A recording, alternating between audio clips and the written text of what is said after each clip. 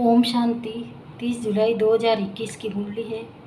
बाबा ने कहा, मीठे बच्चे, इस पुरानी दुनिया में जिस प्रकार की आशाएं मनुष्य रखते हैं वह आशाएं तुम्हें नहीं रखनी है, क्योंकि ये दुनिया विनाश होनी है। प्रश्न है, संगम युग पर कौन सी आस रखो तो सब आशाएं सदा के लिए पूरी हो जाएगी। उत्तर है, हमें पावन बन बाप को याद कर उनसे पूरा वर्षा लेना है। सिर्फ यही आस हो, इसी आस से सदा के लिए सब आशाएं पूरी हो जाएगी। आयुष्मान भव, पुत्रवान भव, धनवान भव, सब वरदान मिल जाएंगे। गीत है, तुम ही हो माता पिता, तुम ही हो बंधु सखा, तुम ही हो। ओम शांति। मीठे मीठे रूहानी बच्चों अर्थात आत्माओं प्रति परम पिता परमात्मा यह समझा रहे हैं, तुम जानते हो बेहद का बाप हमको वरदान दे रहे हैं। वो लोग आशीर्वाद देते हैं, पुत्रवान भव, आयुष्मान भव, धनवान भव। अब बाप तुमको वरदान देते हैं, आयुष्मान भव, तुम्हारी आयु बहुत बड़ी होगी, वहाँ पुत्र भी होगा तो वह भी सुख देने वाला होगा। यहाँ जो भी बच्चे हैं दुख देने वाले हैं, सतयुग में जो बच्चे होंगे सुख देने वाले होंगे। अभी तुम बच्चे जानते हो बेहद का बाप बेहद का सुख का वर्षा दे रहे हैं, बरोबर हम आयुष्मान धनवान भी बनेंगे। अभी कोई भी कामना दिल में नहीं रखनी है, तुम्हारी सब कामनाएं सतयुग में पूरी होनी है। इस नरक में कोई भी कामना नहीं रखनी है। धन की भी कामना नहीं रखो, बहुत धन हो, बड़ी नौकरी मिले, ये भी जास्ती तमन्ना नहीं रखना है। पेट तो एक पाव रोटी खाता है, जास्ती लोभ में नहीं रहना है। जास्ती धन होगा तो ख़त्म हो जाना है। बच्चे जानते बाबा हमको स्वर्ग का मालिक बनाते हैं।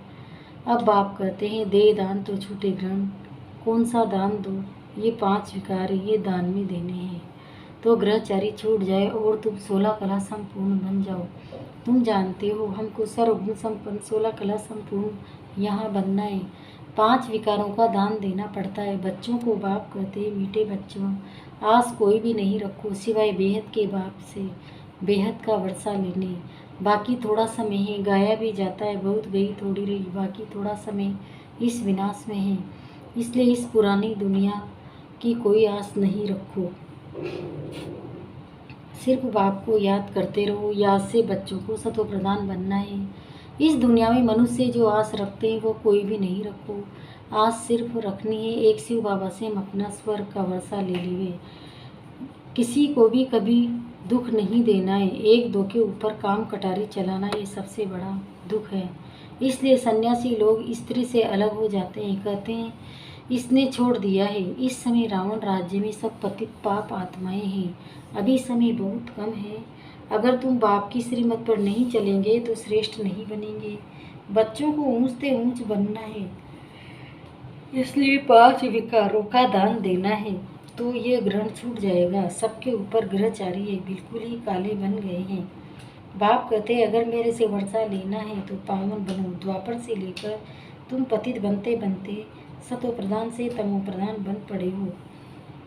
तब तो गाते ही हो, पतित पावन आओ, आकर हमें पावन बनाओ। तो बाप फरमान करते हैं, बच्चे अब पतित नहीं बनो, काम महाशत्रु को जीतो। इससे ही तुमने आदि मध्य अंत दुख को पाया है। बाप कहते हैं, तुम स्वर्ग में बिल्कुल पवित्र थे, अब रावण की मत पर तुम पतित बने हो। तब तो देवताओं के आगे जाकर उनकी महिमा गाते हो कि आप सर्वगुण संपन्न संपूर्ण निर्विकारी और विकारी हैं। निर्विकारी होने से सुख ही सुख है। बाप कहते हैं, अब हम आए हैं तुम बच्चों को निर्विकारी बनाने। अब तुम बच्चों को ये इच्छाएं सब इच्छाएं छोड़नी है। अपना धंधा दो, यादी बल करो और एक दो को ज्ञान अमृत पिलाओ। गया भी जाता है, अमृत छोड़ विष काहे को खाए। बाप कहते हैं, कोई भी कामना नहीं रखो, हम याद की यात्रा से पूर्व सत प्रधान बन जाएंगे। 63 जन्म जो पाप किए वो याद से ही खत्म होंगे। अब निर्विकारी बनना है। बल माया के तूफान आए परंतु पतित नहीं बनना है। मनुष्य से देवता बनना है। तुम्हें सतो प्रधान पूज्य देवता थे, फिर तुम ही पूज्य से पुजारी बनते हो। हम निरोगी थे, फिर रोगी बनते हैं, अब फिर से निरोगी बन रहे हैं। जब निरोगी थे तो आयु बड़ी थी, अब तो देखो बैठे बैठे मनुष्य मर जाते हैं। तो कोई भी आस नहीं रखनी है। ये सब चीज़ें आशाएं हैं। कांटे से फूल बनाने के लिए तो एक ही फर्स्ट क्लास आशय। बाप कहते हैं मुझे याद करो तो पुण्य आत्मा बन जाएंगे। इस समय सबके ऊपर राहु का ग्रहण है, सारे भारत पर राहु का ग्रहण है। फिर चाहे बृहस्पति की दशा, तुम जानते हो अब हमारे ऊपर बृहस्पति की दशा बैठी है। भारत स्वर्ग था ना, सतयुग में तुम्हारे ऊपर बृहस्पति की दशा थी, इस समय है राहु की दशा।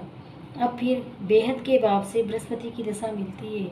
बृहस्पति की दशा में 21 जन्म का सुख रहता है। त्रेता में शुक्र की दशा, जितना जो याद करेंगे, बहुत याद करेंगे तो बृहस्पति की दशा होगी। ये भी समझा दिया है। अब हमको वापस घर जाना है।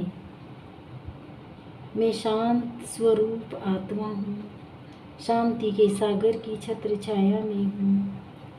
शांति के सागर से शांति की किरणें निरंतर मुझ में समा रही है। मुझसे निकल निकल पूरे विश्व में फैल रही है। विश्व की सर्वात्माओं का कल्याण हो, कल्याण हो, कल्याण हो। विश्व की सर्वात्माओं का कल्याण हो, कल्याण हो, कल्याण हो। इस पुरुषार्थ से तुम ये बनेंगे अभय संगम। कलयुग से सतयुग बनना है। तुम भारतवासी सत्व प्रधान थे, अब तमो प्रधान बने हो। अब बाप कहते हैं मुझे याद करो तो तुम स्वर्ग के मालिक बनेंगे। अक्सर ही दोए अल्प को याद करो तो बेबादशाही तुम्हारी है। इस याद से खुशी में रहेंगे। इस चीची दुनिया में कोई भी प्रकार की आस नहीं रखो। यहाँ तुम पुरुषार्थ करते हो जीते जी मरने के लिए, वो तो मरने के बाद है। कहते हैं स्वर्गवासी हुआ। तुम सबको कहते हो हम स्वर्गवासी बनने के लिए बाप को याद करते हैं, उससे बेहद का सुख मिलता है। बाप को याद करने से तुम सब कब रोएंगे पीटेंगे नहीं। तूफान माया के आते हैं, उसका ख्याल नहीं करो। माया के तूफान तो आएंगे, ये है युद्ध। संकल्प विकल्प आते हैं तो मुफ्त में टाइम जाता है। तूफान तो पास हो जाएगा, सदैव थोड़े ही रहेगा। सवेरे उठकर बाप को याद करना है, बाप से वर्षा लेना है, ये धुन अंदर लगी रहे। बाप और कोई तकलीफ नहीं देते हैं, सिर्फ बाप को याद करना है और सबको भूल जाओ। ये सब मरे हुए हैं, आपस में यही बातें करते रहो। बाबा अब तो सिर्फ आपको ही याद करेंगे, आपसे स्वर्ग का वर्षा लेंगे। टाइम रख दो, हम 3-4 बजे उठकर बाप को याद करेंगे। चक्र भी याद रखना है। बाप ने हमें रास्ता और रचना की नॉलेज दी है। हम इस मनुष्य सृष्टि झाड़ को जानते हैं। हम 21 जन्म कैसे लेते हैं ये बुद्धि में है। अभी फिर हम जाते हैं स्वर्ग में, फिर से आकर पाठ बजाएंगे। हम आत्मा है, आत्मा को ही राज्य मिलता है। बाप को याद करने से वर्षे के हकदार बन जाते हैं। ये राजयोग है, बाप को याद करते हैं। बेहद के बाप द्वारा अनेक प्रकार बार विश्व के मालिक बने हैं, फिर नरकवासी बने, अब फिर स्वर्गवासी बनते हैं। एक बाबा की याद से, बाप की याद से ही पाप भस्म हो जाएंगे, इसलिए इसको योग अग्नि कहा जाता है। तुम ब्राह्मण और राज ऋषि, ऋषि हमेशा पवित्र होते हैं, बाप को याद करते और राजाई का वर्षा लेते हैं। अब थोड़े ही विकार के लिए आस रखनी, ये छी आस है। अब तो पारलौकिक बाप से वर्षा लेना है। बीमार होते भी याद कर सकते हो।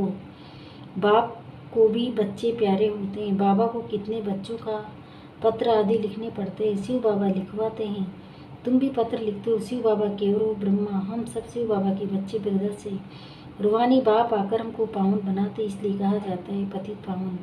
सभी आत्माओं को पावन बनाते हैं, कोई को भी छोड़ता नहीं हूँ। प्रकृति भी पावन बनती है, तुम जानते हो सतयुग में प्रकृति भी पावन रहेगी। अभी शरीर भी पतित है, तब तो गंगा में शरीर धोने जाते हैं, लेकिन आत्मा तो पावन होती नहीं, वह तो होगी योग अग्नि से। अच्छा मीठे मीठे सिकिल दे बच्चों प्रति माता पिता बाप दादा का याद प्यार और गुड मॉर्निंग। रूहानी बाप की रूहानी बच्चों को नमस्ते। हम रूहानी बच्चों की भी रूहानी माता पिता बाप दादा को याद प्यार गुड मॉर्निंग, नमस्ते नमस्ते नमस्ते। शुक्रिया बाबा, शुक्रिया आपका पद्मा पदम, शुक्रिया। धारणा क्लिनिक की सहारे पहला है। इस कलयुगी दुनिया में कोई भी उल्टी आस नहीं रखनी। सब पूर्ण सत्व प्रधान बनने के लिए ईश्वरीय मत पर चलना है। दूसरा, पावन बनकर वापिस घर जाना है, यही एक आस रखनी है।